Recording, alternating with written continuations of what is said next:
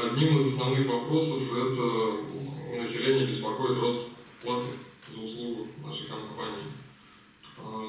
Цена за услугу нашей компании формируется исходя из объемов накопления твердых коммунальных расходов, которые утверждены постановлением Кабинета министров 922, и самого тарифа, который устанавливает Государственный комитет Республики Татарстан по тарифам. Исходя из этого формируется цена на услугу. Тариф в начале нашей деятельности был утвержден с 1 января 2019 года. Он не изменился до конца года, но было принято решение, чтобы переходный период мягче сказался на потребителях, было решение установить более низкую цену. К концу года было принято решение вернуться на тариф, который был утвержден Госкомитетом. В связи с этим появилась небольшая плата. Дальнейший рост не прогнозируется, он будет в рамках 4%, то есть максимально предельно допустимого роста тарифа. То есть дальше уже таких скачков быть не должно, все в рамках 4%. По вопросу заключения договоров с региональным оператором, нужно ли оплачивать квитанции, если, допустим, потребитель приходит к главному поселению и говорит, что у него нет заключенного договора. Но с 1 января 2019 года договор с рекоператором считается заключенным на основании условий договора публичной оферты, то есть заключение его в письменном виде не требуется, но если потребителю есть какая-то необходимость, хочется заключить на бумажном носителе, он может обратиться к нашим представителям или направить заявку в нашу компанию, мы заключим с ним официальный письменный договор. Но, еще раз повторюсь, договор уже считается действующим и его необходимо соблюдать и исполнять, то есть услуга уже подлежит оплате с 1 января 2019 года. По вопросу отношения отходов к ТКО, твердые коммунальные отходы – это отходы, образующиеся в жилых помещениях у населения в процессе их жизнедеятельности, и также отходы, образующиеся у юридических лиц, схожие по их составу.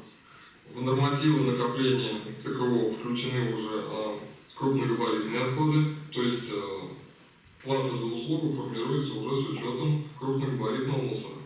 Единственное, что хочется отразить, что при погрузке крупногабаритных отходов они должны быть подготовлены для транспортирования, то есть, как часто бывает, срубили целое дерево транспортная компания увезти не может. Его необходимо разделить на соответствующие части, чтобы можно было безопасно осуществить погрузку и транспортирование.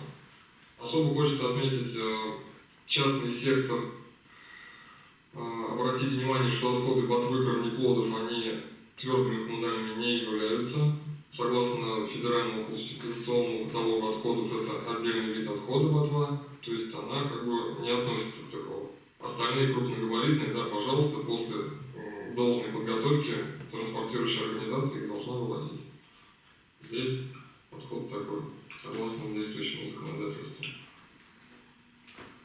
Вопрос по льготам. Да, льготы существуют, но конкретно они предоставляются не региональным оператором, а республиканским центром материальной помощи. В каждом районе есть соответствующий филиал, льготы выделяются в качестве субсидирования на оплату жилищных коммунальных услуг. То есть потребитель может обратиться в районное отделение и получить данную льготу.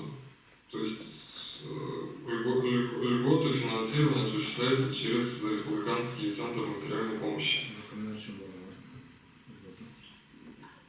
В каких случаях граждане не обязаны платить за вывоз мусора? Ну, как мы еще раз сказали, учитывая то, что договор считается заключенным с 1 января 2019 года, он подлежит исполнению и обязательной оплате. То есть, если потребитель демонстративно его не оплачивает, в избежании судебных разбирательств и принудительного взыскания, мы все же рекомендуем потребителю платить за оказанные услуги, потому что в любом случае отходы, образовавшиеся у потребителя, если он добропорядочный житель, они попадают на полигон и услуга им оказывается в нашей компании.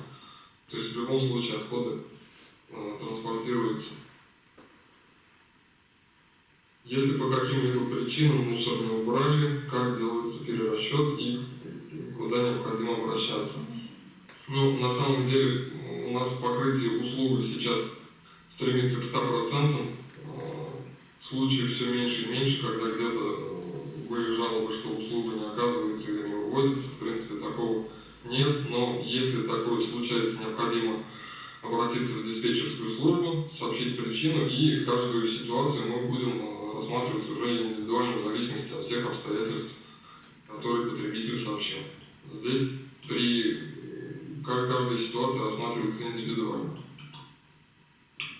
Если у гражданина в деревне имеется дом, но там никто не прописан, никто не живет, почему этот адрес приносит квитанции? Здесь начисление осуществляется согласно 354 постановлению правил оказания коммунальных услуг. Как мы уже обсуждали, данная услуга сейчас приравнена к коммунальной. И согласно правилам оказания коммунальных услуг у нас начисление осуществляется в случае отсутствия постоянно и временно зарегистрированных жителей.